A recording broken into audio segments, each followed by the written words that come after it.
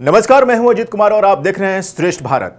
हमारे देश में पथरी की बीमारी बहुत तेजी से विकराल रूप लेती जा रही है और आश्चर्य की बात यह है कि ये किसी भी उम्र में हो सकती है। भारत में फिलहाल 5 करोड़ से ज्यादा पथरी के मरीज हैं। अब यह सवाल जहन में आना जायज है कि असहनीय पीड़ा देने वाली इस बीमारी से बचा कैसे जाए और साथ ही उनके बनने की वजह क्या है। तो आज जड़ी बूटी सेहत की बात आयुर्वेद के साथ में हम जानेंगे आयुर्वेदिक और घरेलू उपचार से कैसे हम इस समस्या से निजात पा सकते हैं। और इस प्रॉब्लम पर बात करने के लिए आज हमारे साथ हैं डॉक्टर आकांक्षा अरोरा, जो आयुर्वेद की कंसल्टेंट हैं। आकांक्षा, आपका स्वागत है हमारे श्रेष्ठ भारत पर। नमस्कार सर। डॉक्टर आकांक्षा, आपने देख लिया कि डाटा भी बहुत कुछ कह रहा है और आप इससे वाकिफ हैं कि आखिर ये समस्या कितनी बड़ी हो चुकी है जी।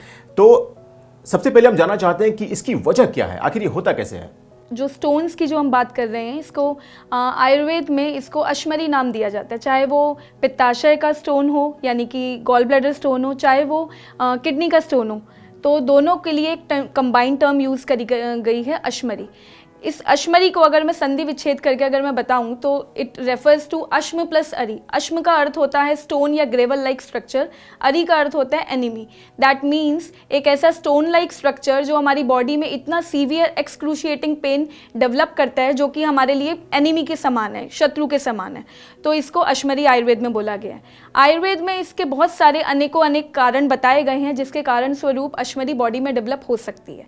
इसमें प्रमुख कुछ आहारीय कारण हैं, कुछ विहारज कारण है और कुछ औषधीय कारण हैं।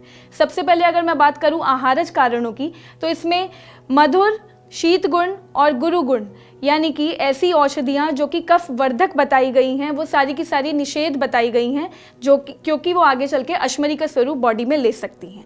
इसमें मोस्ट इंपॉर्टेंट अगर हम चीज़ों की बात करें तो उसमें कुछ फल बताए गए हैं आयुर्वेद में जिनका निषेध है अगर आप अश्मरी अपनी बॉडी में नहीं करना चाह रहे हैं। फॉर एग्जाम्पल, जामुन का फल इसमें बताया गया है कि हमें नहीं लेना चाहिए अगर आपकी बॉडी में अगर ऑलरेडी कुछ कॉन्क्रीशन से स्टोन ऑलरेडी प्रेजेंट है, या फिर अगर आपकी बॉडी में आप स्टोन नहीं बनना देना चाहते हैं। इसके अलावा कैथ का फल या कपित्थ का फल इसको हम कहते हैं, वुड एप्पल स्टोन इसको बोला जाता है, इसको भी निषेध बताया गया आयुर्वेद में कि इसको भी हमें कंजम्पशन की भी नहीं करनी चाहिए। इसके अलावा आयुर्वेद में कुछ आहार के कुछ प्रिंसिपल्स बताए गए हैं जिसमें कि अध्यशन और समशन, ये 2 टर्म्स का यूज किया गया। अध्यशन का अर्थ ये होता है कि अगर पूर्व का खाना अगर अभी पचा नहीं है और उससे पहले ही अगर आपने अपनी दूसरी मील ले ली है तो उसको अध्यशन बोला जाता है। अध्यशन अगर आप व्यक्ति अगर कोई बार बार कर रहा है यानी कि बिंज ईटिंग जिसको हम कहते हैं, अगर वो कर रहा है तो वो भी अश्मरी का एक बहुत ही मुख्य कारण है। इसके अलावा समशन, अगर कोई व्यक्ति पथ्य और अपथ्य आहार का मिश्रित स्वरूप अगर बॉडी में ले रहा है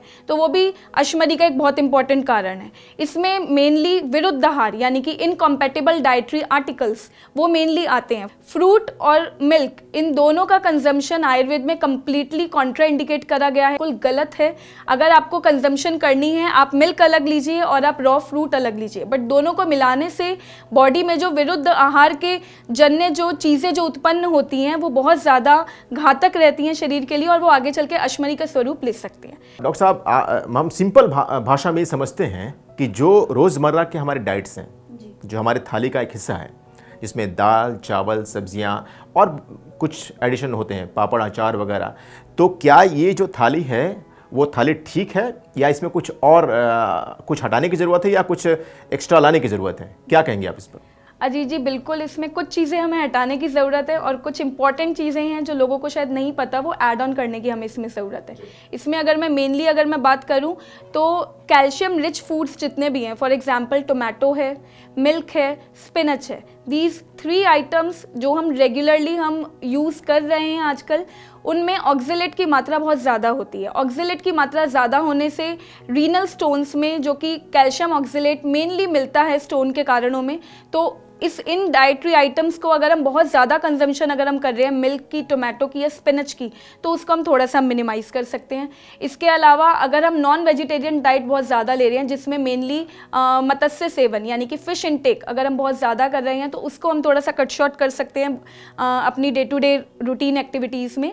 इसके अलावा अगर मैं बात करूँ तो एनिमल प्रोटीन, अगर हम फ़िश के अलावा भी अगर हम कुछ और ले रहे हैं, फॉर एग्जांपल अगर हम चिकन अगर हम बहुत ज़्यादा कंजम्पशन कर रहे हैं, अगर हम एग्स का अगर हम बहुत ज़्यादा यूज़ कर रहे हैं, तो इसका इंटेक भी हमें थोड़ा सा कम करने की आवश्यकता है। आपने ये बताया डॉक्टर कि हमें ज़्यादा मात्रा में नॉनवेज नहीं खाना है। आपका मकसद बताने का मतलब तो ये है ना। सो कितने दिनों में आप ले सकते हैं जो नॉनवेज, और सर्वाहारी जो हैं हमारे दर्शक, और कुछ लोग तो वेजिटेरियन होते हैं, कुछ लोग नॉन वेजिटेरियन भी होते हैं, मतलब सब कुछ खाते हैं।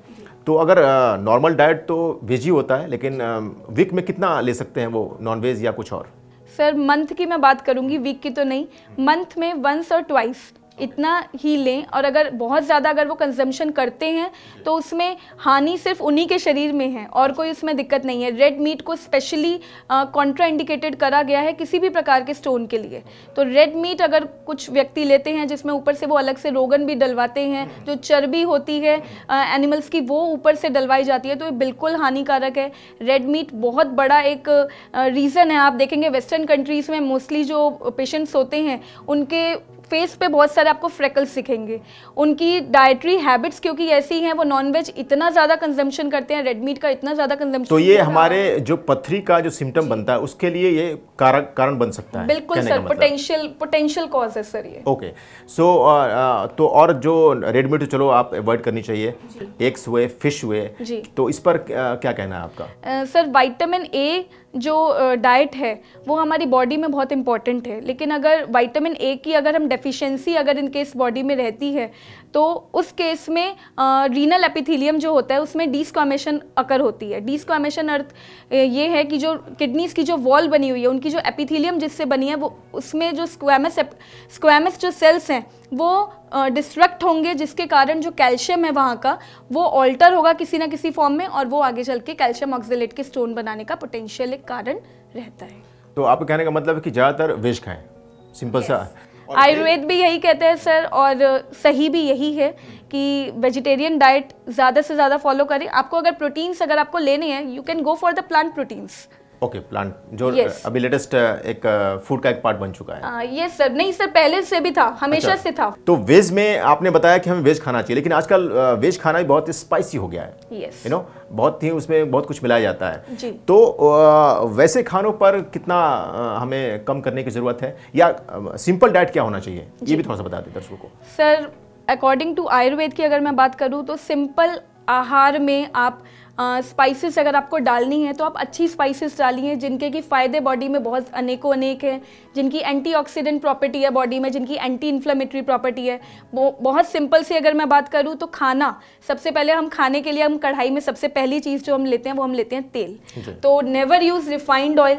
कोई भी तेल अगर आप यूज़ कर रहे हैं उसमें ध्यान रखें कि वो तेल जब आप खाने में पका रहे हैं तो उसका इफेक्ट हमारी बॉडी में क्या जाने वाला है। तो सबसे इम्पॉर्टेंट, आप खाना हमेशा सरसों के तेल में बनाएं, मोस्ट चीज़। उसके अलावा आप खाने में आप हींग डालिए, आप जीरा डालिए, अदरक डालिए, आप थोड़ा गार्लिक भी उसमें यूज़ कर सकते हैं, हल्दी की मात्रा आप उसमें डालें। ये सारे ये स्पाइसेस हैं जो कि आगे चल के बॉडी को बहुत फ़ायदा देंगे। इसके अलावा अगर किसी को बहुत ज़्यादा स्पाइसी डाइट खाने की अगर हैबिट है तो उसको अभी नहीं तो उसको लॉन्ग रन में डेफिनेटली कुछ ना कुछ उसके सिम्टमोलॉजी या डिजीजेस आगे चल के उसको होंगे। भले ही अभी नहीं दिख रहे हैं बॉडी में, वो अभी गूढ़ रूप में है या अभी गुप्त अवस्था में है, लेकिन वो जैसे ही बॉडी को फेवरेबल एनवायरनमेंट मिलेगा उसकी प्रकृति के अनुसार, उसकी दोष के अनुसार, वो तुरंत व्याधि में तब्दील हो जाएगा। यानी क्लियर हो गया कि आपको सिंपल सरल भोजन करनी है, राइट?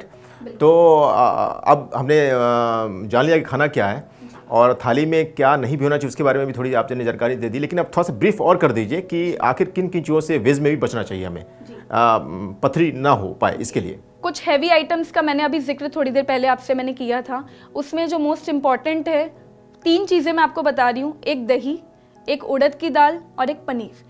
ये तीनों चीज़ें अगर कोई व्यक्ति बहुत लंबे समय से बचपन से यूज़ करते हुए आ रहे हैं तो उसमें आप देखेंगे कि जब वो यंग एज में या थोड़ा मिडल लाइफ में जब वो व्यक्ति जाएगा तो उसको कुछ डिजीजेस होने की पूरी संभावनाएं रहती हैं। उसमें से एक अश्मरी भी है और उसमें से एक बहुत सारे त्वचा के विकार भी हैं। उसके अलावा खान पान में जितनी भी वेजिटेरियन डाइट है उसमें आप खिचड़ी का प्रयोग ज़्यादा से ज़्यादा करें, आप दलिए का प्रयोग आप ज़्यादा से ज़्यादा करें।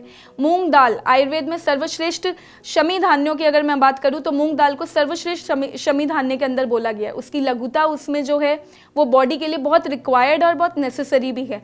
तो आप मूंग दाल का ज़्यादा से ज़्यादा प्रयोग करें। अरहर दाल आप यूज़ कर सकते हैं, बट उड़द की दाल अगर मैं कहूँगी गुरु इतनी होती है, उसको पचाने के लिए बॉडी बॉडी को वर्क बहुत ज़्यादा हमारे डाइजेस्टिव सिस्टम पे पड़ते हैं, तो उसको कम से कम हम यूज़ करें। अब आते हैं ट्रीटमेंट पर कि जिसको पथरी हो गई है, और पथरी दो तरह की होती है, एक पथरी होती है किडनी की और दूसरी गॉल ब्लैडर की होती है। तो सबसे पहले हम ये आप बताएं कि पथरी की बीमारी अगर किसी को हो गई है तो वो कैसे अपने आप को सेहतमंद रखें या क्या करें, बेसिकली किस तरह का ट्रीटमेंट लें? आयुर्वेदिक चिकित्सा की अगर मैं बात करूं तो आयुर्वेदिक चिकित्सा में अगर जो अश्मरी की व्याधि बताई गई है, अगर वो नवीन अवस्था में अभी है, अगर नूतन है व्याधि, बहुत ज़्यादा लंबा समय अगर नहीं हुआ है अश्मरी को डेवलप हुए, तो आयुर्वेद की चिकित्सा अगर लेता है अगर व्यक्ति, तो वो कम्प्लीटली साध्य बीमारी बताई गई है, बिल्कुल क्योरेबल डिजीज़ बताई गई है। लेकिन अगर यही अश्मरी बहुत ज़्यादा लंबे समय तक अनअटेंडेड अगर रहती है, मरीज़ अगर उस पर ध्यान नहीं देता है और वो बॉडी में पड़ी हुई है अनअटेंडेड, विदाउट एनी डॉक्टर्स की आप एडवाइस अगर नहीं उस पर ले रहे हैं और ना ही आप अपनी डाइट या अपना लाइफस्टाइल ठीक कर रहे हैं, तो डेफिनेटली वो आगे चल के कृच्छ्र साध्य बन जाती है। तो ये प्रॉब्लम जिसको भी है उसको आयुर्वेदिक ट्रीटमेंट क्या लेनी चाहिए, ये मैं जानना चाहता हूँ। कुछ जो मेडिसिन के नाम मैं अभी आपको बताने जाने वाली हूँ, उनसे डेफिनेटली आपको बहुत अच्छा रिजल्ट बॉडी में मिल सकता है, लेकिन परंतु वैद्य की परामर्श से। इनमें सबसे पहले मैं बताऊंगी चंद्रप्रभा वटी, जो कि हमारे पूरे यूरिनरी ट्रैक्ट सिस्टम के लिए बहुत ही अच्छी एक कारगर दवाई है। उसके अलावा गुगलू की अगर मैं बात करूँ तो गोक्षुरादि गुगलू वेरी इफेक्टिव, अगेन मूत्रल द्रव्य है और डायूरेसिस बॉडी में बहुत अच्छा करता है, स्टोन्स को निकालने के लिए कारगर है।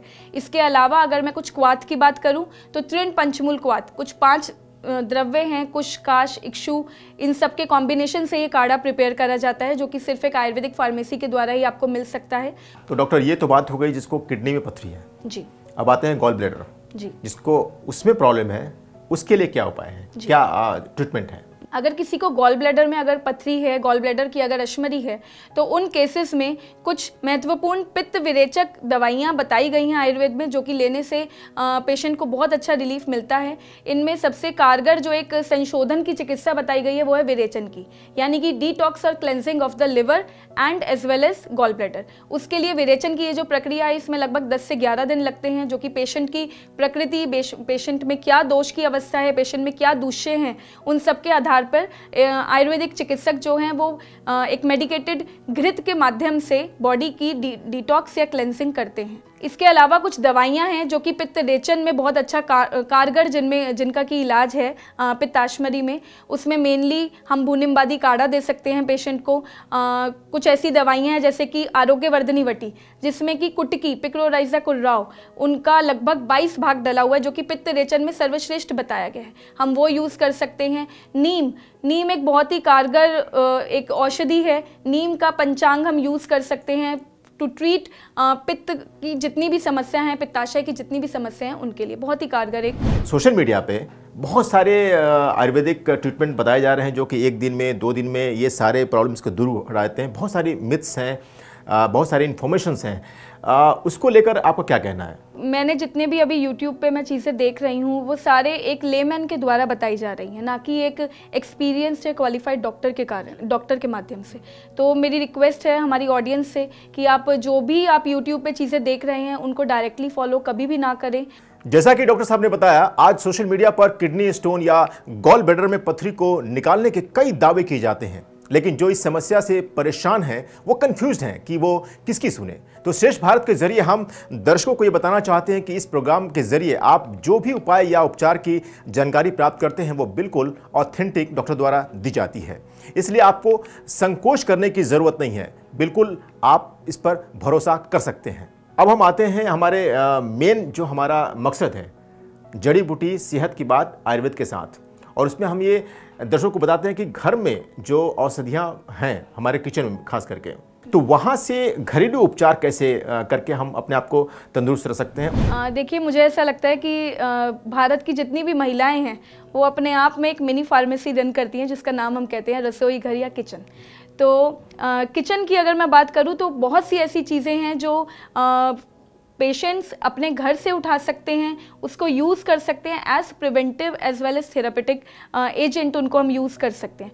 तो इनकी अगर मैं बात करूं तो सबसे इम्पॉर्टेंट, अभी मैंने एक दाल का जिक्र किया था जो कि है कुल्थी की दाल, हॉर्स ग्राम, जिसका जो आयुर्वेद में जिसका मोड ऑफ एक्शन बताया गया है वो भेदनार्थ और पातनार्थ, यानी कि जो अश्मरी का भेदन करने का भी काम करती है, स्प्लिटिंग का भी काम करती है और पातन का भी काम करती है। डिसइंटीग्रेशन और स्प्लिटिंग ऑफ स्टोन का बहुत अच्छा माध्यम है कुल्थी की दाल, तो पेशेंट वो अच्छे से यूज़ करें घर में। बहुत फ्रीक्वेंटली यूज़ नहीं करना है, हफ्ते में या 2 हफ्ते में आप 1 से 2 दफ़ा भी अगर इस दाल का कंजम्पशन करते हैं तो बॉडी विल मेक श्योर कि आपकी बॉडी में अश्मरी बिल्कुल भी ना हो।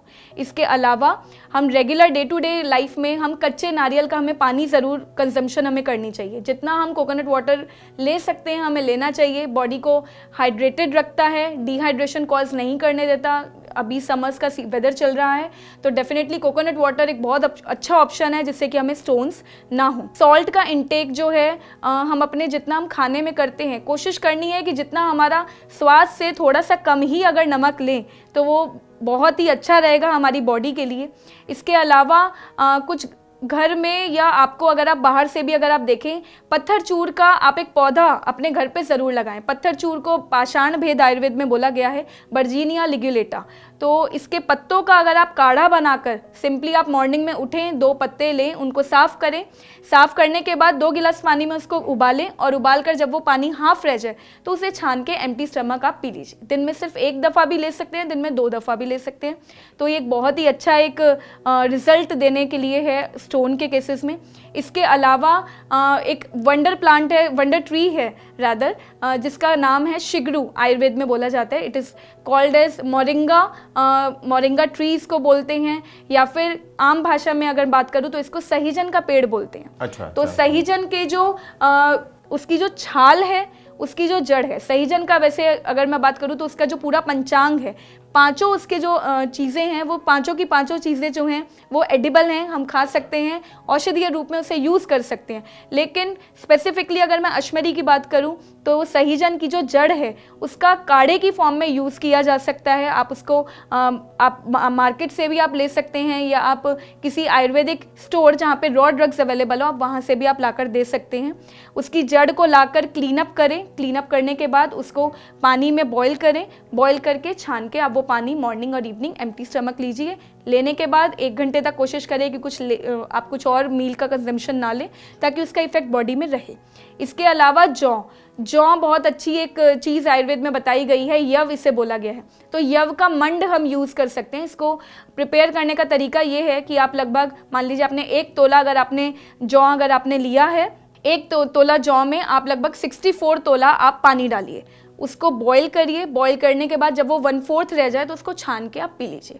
तो ये भी अश्मरी को रोकने में एक बहुत ही कारगर तरीका है। इसके अलावा जितना भी पुराना शाली धान्य होता है, चावल है, चावल को आप औषधीय रूप में कैसे यूज़ कर सकते हैं? चावल शाली धान्य जितना पुराना होता है, पुरातन शाली धान्य, वो बहुत ही एक कारगर चीज़ है कि अगर वो हम अपनी daily day to day routine life में अगर हम उसको खाते हैं तो वो अश्मरी को रोकने का काम करते हैं।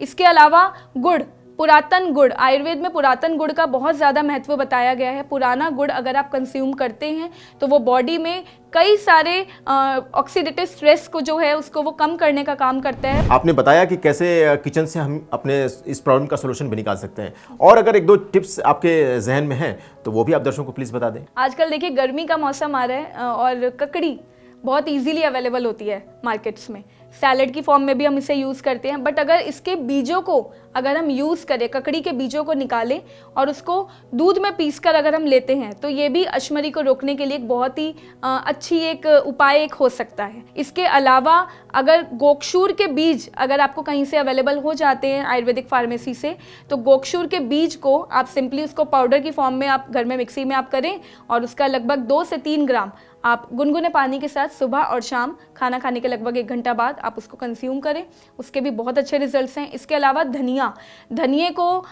धान्यक हीम, आयुर्वेद में एक प्रिपरेशन बताई गई है धान्यक हीम। तो इसको बनाने का तरीका क्या है कि आप फ्रेश जो साबुत धनिया है आप उसे लीजिए, आप उसका कोर्स ग्राइंडेड पाउडर बनाइए। 1 चम्मच धनिये के पाउडर को आप 1 गिलास पानी में आप रात को भिगो कर रख दीजिए।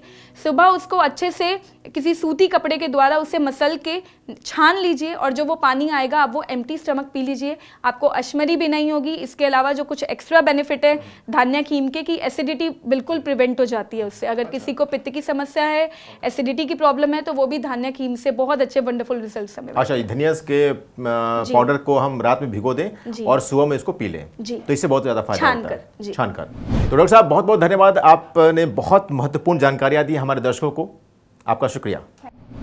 जड़ी बूटी सेहत की बात आयुर्वेद के साथ में आज हमने किडनी में पथरी या गॉल ब्लैडर में पथरी होने के कारण और उसके उपचार की बहुत सारी जानकारियां ली। उम्मीद है इन जानकारियों से आप अपना और अपनों को हो रही इस समस्या से निजात पाने में मदद मिलेगी। ज़्यादा से ज़्यादा लोगों तक इस वीडियो को शेयर करें ताकि मैक्सिमम लोग इसका फ़ायदा उठा सकें। अगर आप किसी समस्या का समाधान आयुर्वेद के जरिए चाहते हैं तो आप हमें मैसेज के जरिए सवाल पूछ सकते हैं। आपके सवाल का जवाब हम ज़रूर देंगे।